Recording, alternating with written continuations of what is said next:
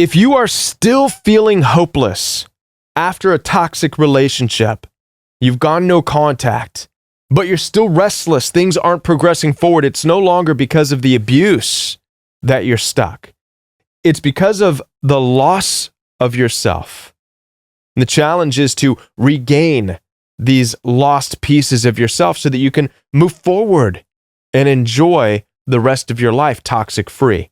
I want to share with you some tools to help regain your life. We're going to talk about your passions, your skills, and last but not least, your values and how to reclaim these things.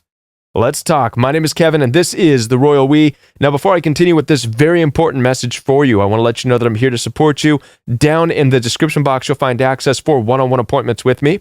I do take telephone calls as well as video calls through Zoom, FaceTime, and WhatsApp. So if you would like to spend some one-on-one time with me to move yourself forward into 2023, then head on down there and schedule that phone call. I'd love to talk with you.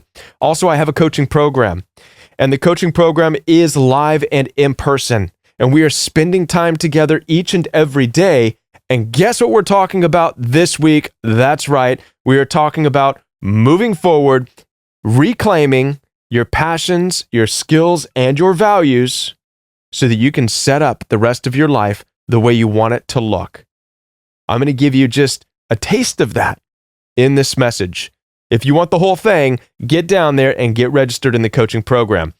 Now then, when we come out of toxic relationships, the first thing that happens even in a toxic relationship is the damage to your self-esteem, the damage of yourself through devaluation, through demeaning comments. It breaks down the core of who you are. You lose sight of who you are. When you're in a toxic relationship and it seems like you're lost and you're confused, you don't know where you're going, you're just there, feeling empty, feeling crushed, this is the loss of self. Even when you get out of a toxic relationship and you escape the narcissistic abuse, like I have, you can get 5 states away, like I have. Yet still, what follows you is this loss of self, the destroyed parts of you, the parts of you that you forgot about. So all we need to do is take these things out, brush them off, and get back into it so that you can stop being restless, so that you can fill your life with hope, more than hope, with action. Because in order to get to where you want to be in life, healed from narcissistic abuse and healed from trauma, it's going to take action, and the action starts right now. Are you ready?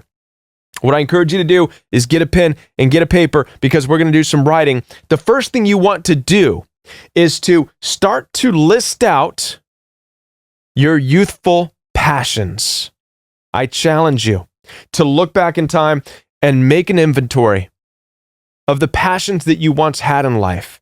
And when I say youthful, I'm talking about anything from when you were a young child anywhere up to your college years. And when I'm talking about passions, I mean the things that you loved doing. What was it that you looked forward to? I'm going to share with you from my own personal life. When I was in high school or junior high, I lived in the Inland Empire in California with the mountains there. And every year I loved to snowboard. It was the 90s. I was into snowboarding. Group of friends and me, we would go up snowboarding at Mount Baldy, Mountain High, every opportunity. We got really good at it too. It was so much fun. Snowboarding was a big thing for me. And also sports. These are just some examples. And why am I telling you this? Because guess what I was not thinking about when I was younger? Guess what I was not sitting around moping about and complaining about when I was in junior high and high school? Abuse, narcissism. My abusive parents, step-parents, they were there. One of the things I realized about abuse and narcissistic abuse is that, listen, this relationship you just got out of isn't the first time you've experienced it. It wasn't for me either. I've seen it all my life. But what makes it difficult on us, especially now, is the loss of self. We give up on our passions. We stop doing the things that we once did. Those things which made life so busy when I was in high school and in college, those things actually saved me and helped propel me and move me forward constantly in life, as opposed to just sitting down and thinking about narcissistic abuse. And this is what we have to get back to. And we can't make excuses. You can't say, oh, but I'm too old to do the things I used to do. My knees hurt too bad to ride a bike. My lower back hurt, blah, blah, blah, blah. Listen, I got aches and pains too. I'm not 20 years old, but guess what I'm going to be doing this snow season? Even though I'm in the Midwest now, I'm in Missouri, and there is no mountains out here, right? I'm in the Midwest. They have man-made snow parks. You best believe I'm going to go get a snowboard, strap it on, and I'm going to go flying down that hill. And I'm going to take the kiddos with me, and I'm going to start this thing. Something that I haven't done in years, decades. So it's important. I challenge you to list out all the things from when you were young, through your high school, through your college age, all the things you love to do. List them all out. Write them out so you can see them on pen and paper, and you can look and say, man, I remember doing that. So that's step one. Write that out, make an inventory of that. Step two, write out your skills. Your skills. Now listen, skills are a combination of two different things here. Skills are not only the things that you think you're good at, right? Because we all think we're pretty fantastic at a lot of stuff. I think I'm skilled at being an electrician, but I'm not. Right? I'd rather pay somebody to come and do the electrical stuff. It's not my skill. The skill is what you believe you're good at, but also what other people tell you you're good at. Your skills are the things that you gravitate towards, you enjoy doing, you feel like you have a spotlight on. How many of you have had things in your life where you felt like all the attention was on you in that moment? Huh? Many of you are stuck thinking that, well, that's just a moment. You know why it was just a moment? Because you stepped outside of that to do something else, and then something else, and then something else. Many of us, when we realize what our skills are and what people really enjoy about us, many of us get afraid. And you step outside of that because you don't want the spotlight. Well, what I challenge you to do right now on your little pen and paper is to start writing down what these skills are. What are the things that people have said, wow, you're really good at that? What are the things that you have done where a spotlight was shining on you? That's the second one. So we've got your passions, the things that you loved doing, that you looked forward to doing, so much so that you didn't have time to think of abuse in your life. Number two is your skills. What are you really good at doing? What do other people think you're good at doing? Write that down, write that down. Last but not least, what are your values? Write down your values. One of the things that people don't understand is what their values are. How do you know what your values even are, right? That's a tough one. How many of you know your values? In order to find values, it's best to write questions for yourself. I'll give you a couple of questions that'll help you to identify your values. What would you like to change in this world? I'm going to repeat the question. What would you like to change in this world? If you can answer that question, that's going to lead you to understand some of your values. All right.